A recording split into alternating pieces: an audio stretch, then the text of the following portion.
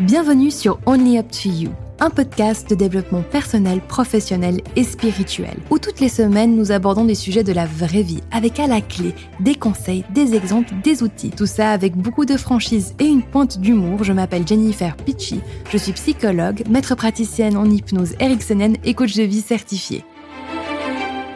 Bonjour à tous, j'espère que vous allez bien, que vous êtes prêts pour cet épisode sur un sujet assez important qui est celui de la peur de blesser. C'est un épisode spécial dédicace pour toutes les personnes qui, en fait, en ont quelque chose à faire des autres. Donc j'espère qu'il y en a beaucoup, sinon ça serait grave. Et c'est un épisode qui est là dans le but de, j'espère, vous donner quelques points de clarification, vous apporter des nuances, vous déculpabiliser aussi. Et puis, voilou. Alors, cette peur de blesser, d'où elle nous vient ? Elle nous vient du fait qu'on est des êtres sensibles, des êtres émotionnels. Elle nous vient aussi du fait que dans notre éducation, il y a l'importance qui est mise sur le fait d'être gentil, de respecter, d'être patient, de ne pas faire du mal à l'autre. Ce qui en soi est une bonne chose dans la société, vous allez me dire. Par contre, où ça devient problématique, c'est quand il commence à y avoir cette impression, cette croyance en fait que dans vos relations, ce qui est le plus important, c'est avant tout de ne pas faire du mal aux autres. Alors, ça peut paraître contre-intuitif ce que je vais dire là, et ce n'est pas une invitation à devenir méchant gratuitement, c'est juste à peut-être mettre quelque chose en perspective. Dans l'épisode dédié au syndrome de la gentille ou du gentil petit enfant, petite fille, j'ai parlé en fait d'un aspect très important de la psyché qui est très souvent sous-développé parce qu'on ne le pratique pas. Et cet aspect-là de la psyché, c'est l'aspect dit, entre guillemets, de l'agressivité. Et cet aspect-là de la psyché nous permet de nous défendre, de mettre nos limites. Et quand vous vous défendez et que vous mettez une limite vis-à-vis de quelqu'un, il y a de fortes chances que cela soit désagréable pour la personne. Et à mon sens, il y a une confusion entre le fait que ce soit désagréable et inconfortable avec la personne, avec directement une association comme quoi vous l'avez, entre guillemets, blessé. Et j'aimerais que vous vous posiez la question, mais concrètement, comment est-ce qu'on doit s'y prendre pour blesser quelqu'un ? Mentalement et émotionnellement, d'accord ? Pas physiquement. Ici, je parle de l'aspect émotionnel et psychologique. Vraiment, faire du mal à quelqu'un. Quand vous entrez vraiment dans ça, et bien peut-être que, et c'est ce que je vous souhaite, il commence à y avoir des différenciations entre le fait de tout simplement décevoir une personne ou de ne pas lui faire plaisir, avec une nuance de être malhonnête, de la trahir, de l'humilier. Commencez à prendre le temps de définir pour vous réellement comment est-ce que je peux blesser une personne, émotionnellement et psychologiquement. Et on est très souvent sur des gestes, des actes qui vont heurter l'intégrité de la personne. Et surtout, c'est l'intentionnalité qu'il y a derrière qui est très important. Quelle est l'intention que vous mettez quand vous dites ou faites les choses ? Parce que je vais vous dire un truc.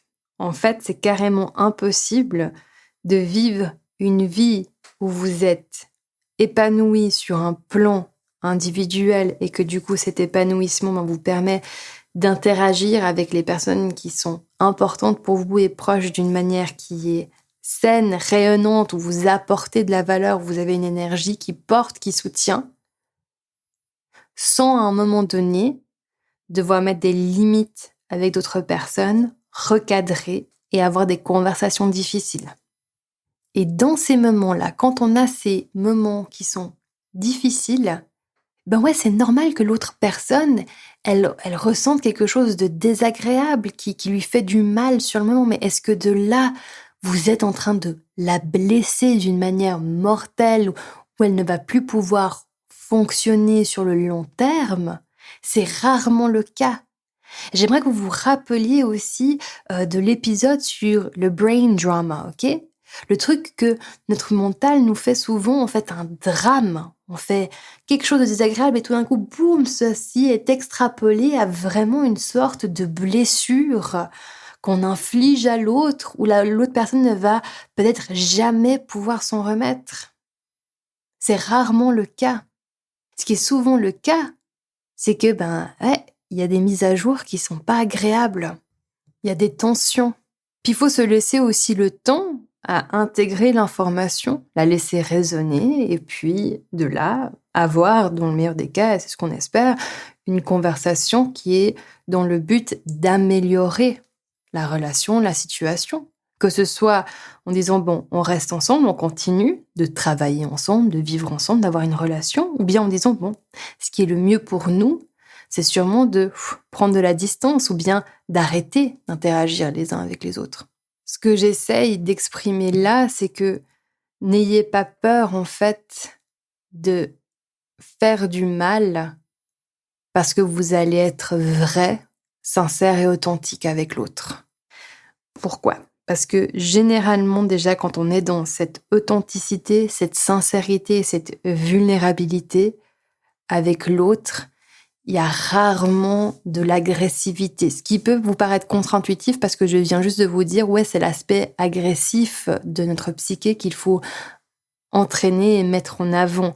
Mais ce que j'ai explicité dans l'épisode précédent, c'est que cette part d'agressivité, en fait, plus on la pratique, plus on arrive à l'exprimer de manière sophistiquée, constructive. Ok ? Et une de ces manières-là de l'exprimer, c'est vraiment d'être ouvert, sincère, posé, authentique, mais ferme. C'est-à-dire que vous êtes là pour créer un rapport avec l'autre, mais que votre vérité, elle va être dite et exprimée. Et la manière dont vous allez exprimer votre vérité, eh bien, c'est là où il y a tout l'enjeu qui se fait. À nouveau, c'est cette intention, c'est quand je dis ces choses-là, c'est dans quel but ? C'est dans le but de faire du mal à l'autre, de le rabaisser ou de la rabaisser, de la dénigrer, de lui rendre un peu l'appareil de ce que il ou elle m'a fait subir pendant ces dernières semaines, mois, années. Si la réponse là est oui, alors peut-être que vous allez faire plus de mal à la personne de ce qui est nécessaire. Maintenant, c'est vrai que parfois, il y a des personnes qui sont très têtues et il faut y aller très fort pour que, si vous voulez, d'une certaine manière, leur coquille craque et qu'elle s'ouvre et que vous puissiez avoir un dialogue que l'on va parler de cœur à cœur et d'âme à âme. Ok ? Ça, parfois, c'est possible. Parfois, c'est juste pas possible et la personne, elle n'est juste pas du tout réceptive à une conversation, elle n'est pas réceptive à une interaction.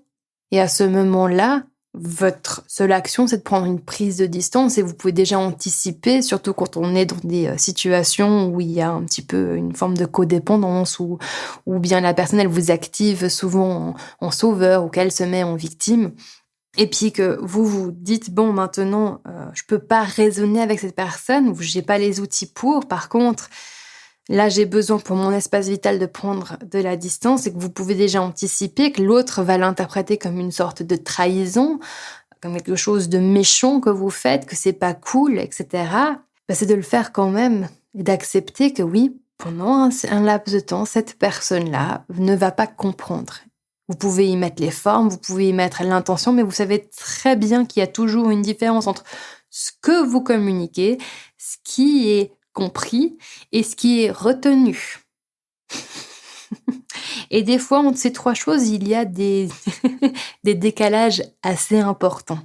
Donc, il y a deux choses que j'aimerais que vous reteniez là. La première, c'est que à un moment donné, c'est normal, presque, de blesser quelqu'un ou de faire quelque chose qui va être désagréable ou l'autre peut être déçu. Parce que vous pouvez peut-être pas tenir tous vos engagements, puis peut-être parce que vos besoins et vos ambitions et aspirations, elles changent. Et à ce moment-là, il faut faire des choix avec les personnes avec qui on interagit. Vous savez que c'est très important l'influence que les gens ont sur vous, votre bien-être physique, émotionnel, psychologique. Il est très important. Et si vous êtes dans une démarche de développement personnel, il y a un moment donné où effectivement, il faut faire ces choix difficiles. Et les autres personnes risquent de ne pas apprécier ce changement de rythme et de schéma. Mais ça ne veut pas dire que vous êtes en train de les blesser mortellement. Retenez que votre cerveau a peut-être une tendance à exagérer les choses. Et puis aussi, la deuxième chose que j'ai envie que vous reteniez, c'est que l'intention avec laquelle vous allez faire les actions, prendre vos décisions, communiquer votre vérité est très importante et très puissante. Et que souvent, si l'intention, elle est pure, elle est juste, elle est posée, eh bien, ça désamorce pas mal de choses. Ça veut pas dire que c'est une garantie. Là, on est en train de parler d'interaction humaine. Alors, il n'y a rien de plus improbable que les, les réactions humaines. Mais en tout cas, ça augmente les probabilités que ce que vous voulez réellement transmettre soit entendu et compris à un niveau. Même si la personne peut-être va réagir en premier avec son orgueil, sa fierté, peut-être qu'au fond, elle va comprendre les choses déjà plus profondément. Puis après, qu'il faut juste laisser le temps au temps pour qu'il fasse émerger les choses, mûrir les informations, etc. Donc votre intention, elle est super importante. Et puis, je terminerai sur ce que un des participants du programme d'auto-coaching m'a dit hier soir. Il a juste cité en fait un livre qu'il a dit « Cessez de vouloir être gentil et soyez vrai ». Et à mon sens, quand on est vrai, on crée beaucoup, beaucoup plus de qualité que quand on essaye d'être gentil et de manager les sentiments des autres pour les autres, de prendre la responsabilité du ressenti des autres. C'est impossible, vous le savez déjà. Alors bien entendu, il y a des actes que oui, si vous faites ça, il y a de fortes chances que ça va pas plaire à l'autre personne. Mais c'est pas à vous de gérer l'émotivité des autres. Et quand vous êtes vrai, entier ou entière, posé, droit dans vos bottes, congruent, aligné, vous pouvez dire des choses qui peut-être sont déplaisantes, mais c'est ressenti d'une manière et c'est accueilli d'une manière qui est un petit peu non dramatique. C'est un état de fait. Point. Et s'affirmer de cette manière-là, c'est tout un art. D'ailleurs, dans quelques semaines, je vais vous annoncer un nouveau programme qui sera entièrement en ligne pour justement vous donner des clés simplement, de manière dédramatique, et d'être OK avec le fait de, peut-être, pendant quelques instants, vous allez faire des vagues. Vous allez créer de l'inconfort. Et que, peut-être, en fait, c'est la meilleure chose qui puisse se passer pour vous et pour les personnes avec qui vous interagissez. Ok ? Alors avec ça, je vous fais des gros bisous, je vous remercie pour votre écoute et je vous dis à la semaine prochaine.